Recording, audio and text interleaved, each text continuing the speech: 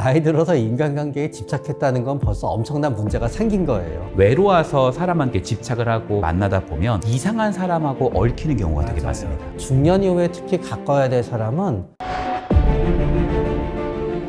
시청자 여러분 모두 반갑습니다. 저는 현재 연세대학교 미래융합연구원에 재직 중인 이헌주라고 합니다. 정신과 전문의 최명기입니다. 오늘은 우리가 중년 이후 인간관계라는 주제로 많은 부분을 같이 나누도록 하겠습니다. 원장님께서 한번 사연을 읽어주실 수 있으세요? 내일 모레 50을 앞두고 있는 중년 남자입니다. 제 고민은 친구가 단 한 명도 없다는 것입니다. 돈 한 푼 없는 어려운 형편에 결혼해서 그동안 앞만 보면서 정말 치열하게 살아왔어요. 아내와 딸아이 먹여 살리는 게 인생의 목표였죠. 그러다 보니까 취미 생활을 가지거나 주변 사람들을 살뜰히 챙길 여유도 없었어요. 젊었을 때 친하던 친구들도 연락이 끊긴 지 30년이 넘었고 SNS도 지금처럼 발달하지 않았어서 다들 뭐하고 사는지도 몰라요. 딸아이도 독립해서 집을 나가고 슬슬 노후를 생각해야 되는 나이가 되니 문득 외롭더라고요. 가끔 아내한테도 얘기하지 못하는 고민들을 속 터놓고 말할 친구가 있으면 좋겠다는 생각이 들기도 합니다. 누군가는 인생에 남는 게 사람밖에 없다고 하는데 이제야 겨우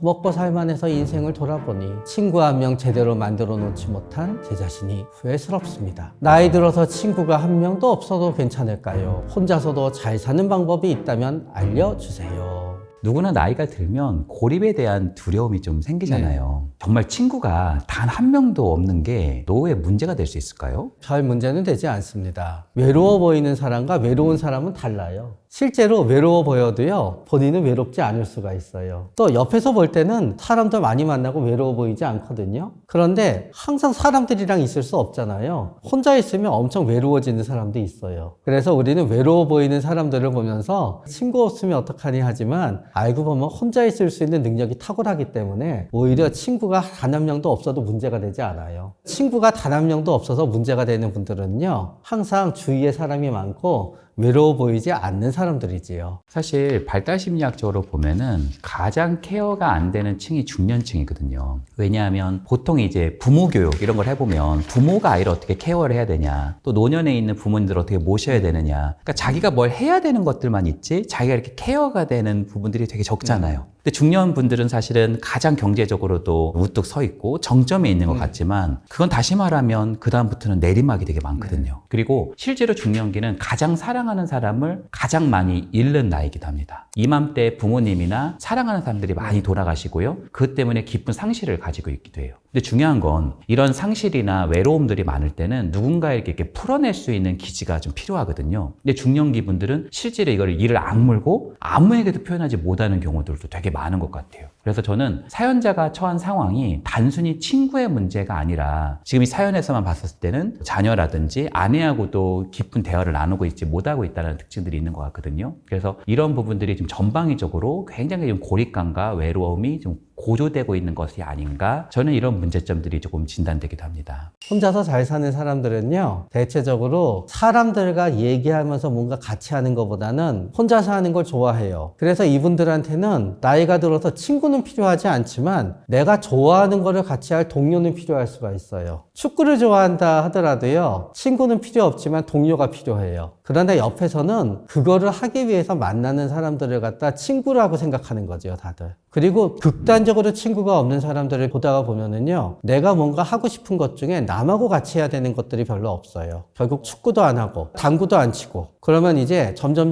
친구가 필요하지 않게 되죠. 또 친구가 보통 없어도 되는 분들을 보다가 보면은 남한테 별로 의존적이지가 않아요. 매일매일 사람들을 갖다 만나는 분들은 얼핏 보면은 굉장히 사회성이 좋은 것 같지만 반대로 얘기하면 혼자 있을 수 있는 능력이 제로예요. 혼자 있을 수 있는 능력이 제로인 분들은 굉장히 의존적이어서 힘들거나 괴로운 일이 생기거나 실질적으로 도움이 필요하면 누구한테 항상 연락하고 그래서 해결해야만 돼요. 그러면 나는 또 친구가 필요하지요. 그런 다음에 내가 좋아하는 뭔가가 있는데 그게 혼자서 할 수 없는 거예요. 그럼 꼭 친구가 필요하게 되는 거예요. 의존적인 성향이고 굉장히 다른 사람이랑 잘 지내는 사람은 그다지 독립적인 성향으로 바뀔 필요가 없어요. 그분들이 독립적인 성향으로 바뀌는 성향은 몇 가지가 있는데요. 첫 번째는 우울증에 걸리게 되면 바뀌게 돼요. 우울증에 걸리게 되면 어떤 분들은 혼자 있는 게 제일 좋고요. 사람들이랑 같이 있으면 재미가 없거든요. 친구들끼리 어디 놀러 가잖아요. 하나도 재미가 없어요. 그러니까 우울증 기간 동안만은 친구가 필요하지 않는 사람이 돼요. 그러나 과연 독립적이냐 하게 되면은 누군가 나를 알아서 도와줬으면 하지만 사람들을 피하게 되는 상태가 되기 때문에 독립적이 된 거로 비추이기도 하지요. 또 의존적인 사람이지만 나를 도와줄 사람들이 없는 사면 초과에 빠지면은 어쩔 수 없이 독립적이 돼요. 이런 경우는 어떤 경우가 있느냐? 유학을 갔어요. 외국말이 안 통해요. 그런데 교민사회도 없어요. 그럼 어쩔 수 없이 살아남기 위해서 굉장히 독립적이 돼요. 또 의존적인 사람이 굉장히 독립적인 경우가 있는데요. 이 경우는 상상도 하기 싫게 굉장히 나쁜 경우인데 굉장히 흔하게 종종 있어요. 진짜 알코올 의존증이 심해지잖아요. 그럼 하루 종일 혼자서 술 먹어야 되거든요. 그전에는 의존적이었는데요. 친구와 사람들의 의존적인 건 싹 다 없어지고요. 술이 됐든 마약이 됐든 물질에 의존하게 되잖아요. 그러면 겉으로 볼 때는 친구가 없어도 되는 것처럼 보여요. 그러나 독립적이 된 게 아니라 마음속에 있는 의존성은 잘 바뀌지 않고요. 그 의존성이 꼭 나쁜 건 아니라는 거예요.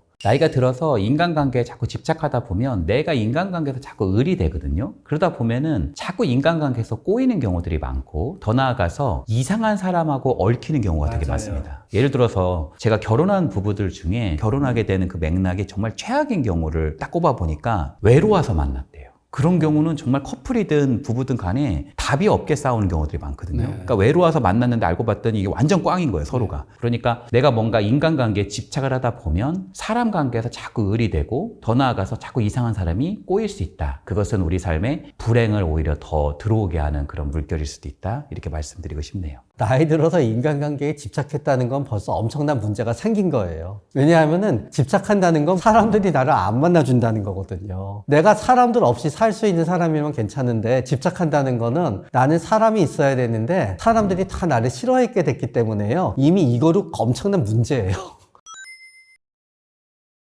저는 개인적으로는 자신의 고독을 견딜 수 있는 용기가 있어야 된다고 생각해요. 혼자도 잘 지낼 수 있어야 다른 사람하고도 만나서 오히려 더 이야기도 풍성하게 해볼 수 있고 더 교류도 가능한 것 같아요. 근데 내가 그냥 외로워서 사람한테 이렇게 집착을 하고 그 사람을 이렇게 만나다 보면 그 사람하고 처음 있을 때는 조금은 외로움이 가시거든요. 근데 시간이 지날수록 여기서 뭔가 대화는 이루어지는데 여기서 내가 섞이지 못한다는 느낌? 공허함이 느껴질 수 있거든요. 그러니까 자기 안에 있는 고독을 자기가 견딜 수 있는 그런 용기, 또 그런 터전이 굳건하게 세워진 그 토대 안에서 다른 사람하고 교집합을 만들 수 있다. 저는 그렇게 생각하기도 합니다. 이제 외로움의 원인에 따라 달라지게 돼요. 첫 번째는 외로움의 원인이 굉장히 내가 이제 나약해지고 힘든 상황이다 라고 생각해서 그런 거지요. 근데 우리는 참 묘해 갖고요. 아무것도 변한 게 없는데 사랑하는 연인이 생기게 되잖아요. 굉장히 용감해지고 자존감이 올라가요. 그렇기 때문에 반대로 굉장히 외롭고 자존감이 낮아져 있을 때는요. 의지할 사람이 당장 필요하게 돼요. 그러니까 평소 같으면은 그 사람의 굉장히 다양한 면을 보게 되는데 외로워지게 되면은 그냥 나한테만 잘해주면은 굉장히 좋아요. 그러다가 이제 외로움에서 벗어나게 되잖아요. 그러면 깨닫게 되지요. 아, 이 사람은 나랑 안 맞는 사람이었어. 또 두 번째 경우는 뭔가 하면은 그 외로움의 원인이 외로움 자체가 아니라 사람들이랑 있으면 굉장히 어색하고 이상해 라고 생각하게 되는 나의 어떤 느낌에 다른 거예요. 뭐 이게 극단적으로 가면 2인증이겠지요. 세상이 이상해. 그러나 굉장히 우울증이 심하게 되잖아요. 그러면 사람들이랑 있는 게 굉장히 힘들어요. 그리고 사람들이 재밌는 거 하는데 난 재밌지가 않아요. 그러다가 보니까 기존에 내가 친하던 사람들이랑 다 멀어지게 되니까 외로워져요. 그러나 저는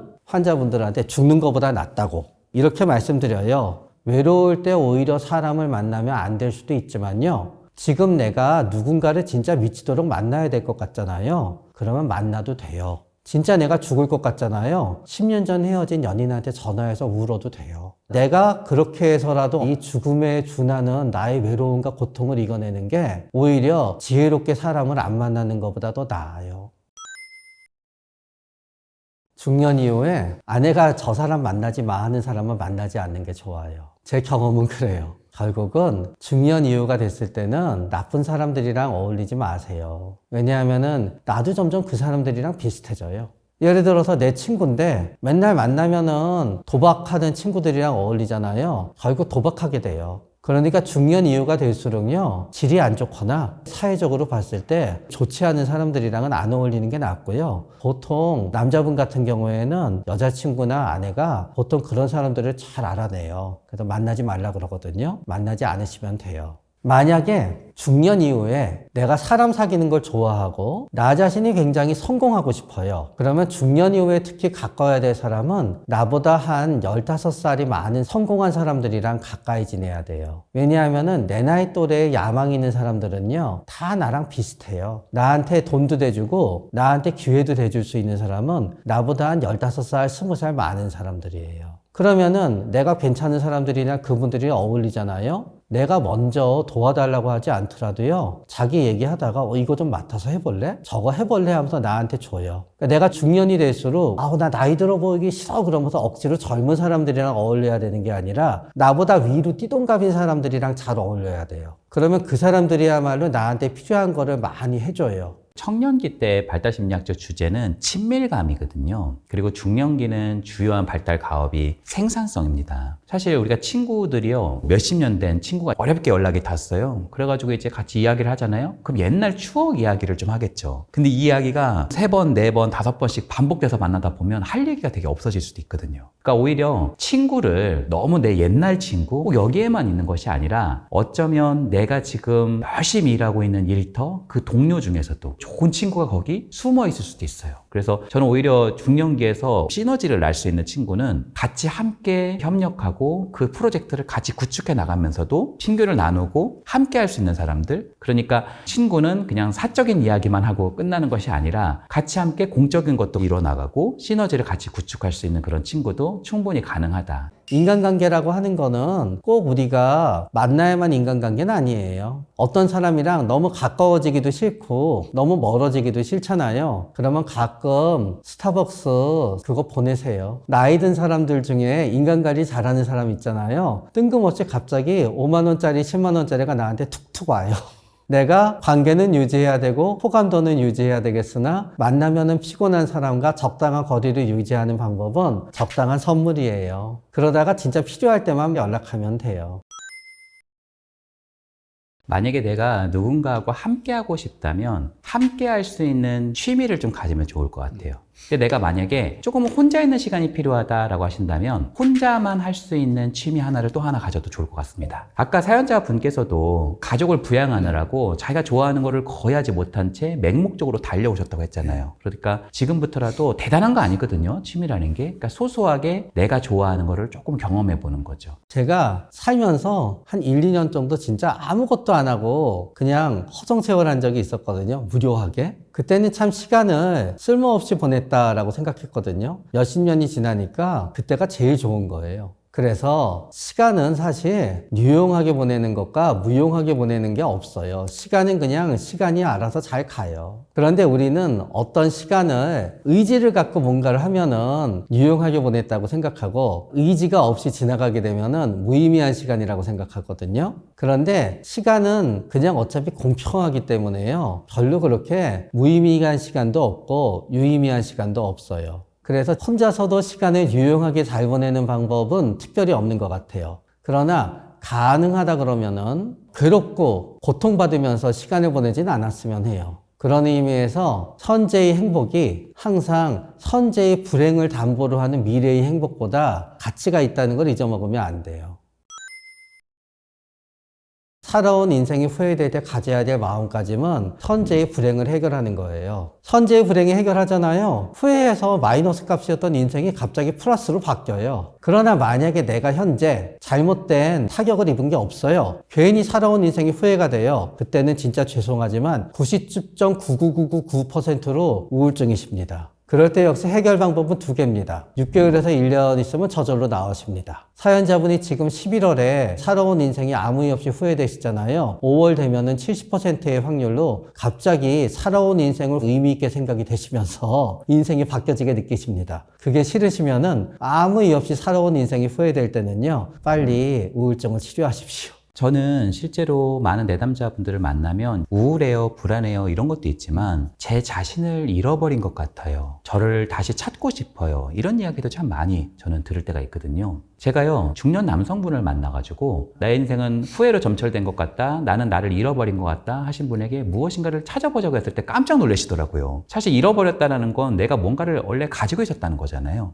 그래서 그분하고 제가 뭘 해봤냐면 아주 초기 기억에서 가가지고 가장 기뻤던 사건들을 5살, 6살, 7살 그 시간의 수레바퀴를 통해서 지금의 현재까지 오게 만드는 그러한 방법을 썼는데 이거를 회고 기법이라고 합니다. 그러다 보면 내가 잃어버렸던 나의 기억, 나의 열망, 내가 정말 소중하게 사랑했던 어떤 사람 이런 것들이 나오는 경우들이 많아요. 그래서 회의가 된다라는 것은 내 인생에 어떻게 보면 밀물이 아니라 썰물이겠죠. 그런데 그런 지점에서 나를 조금 더 깊이 있게 숙고해보고 내가 정말 좋아하는 것들을 많이 마련한 다음에 그 밀물이 들어오면 파도타기라고 하죠. 저는 삶이라고 하는 것은 바다와 같아서 조금 물결이 들어왔을 때 나만의 파도를 탈 수 있는 그런 물결이 분명히 이 말이라 이렇게 생각합니다.